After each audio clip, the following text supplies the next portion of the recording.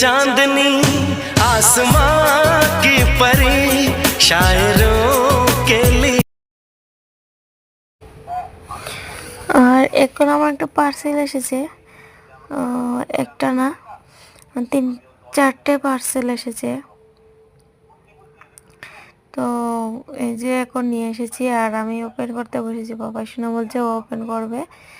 আর এটা হচ্ছে ম্যাট, দুটো ম্যাট এসেছে। আমি ভেবেছিলাম হয়তো ম্যাটগুলো অনেক বড় হবে, কিন্তু ম্যাটগুলো অনেক ছোট ছোট। আর এই যে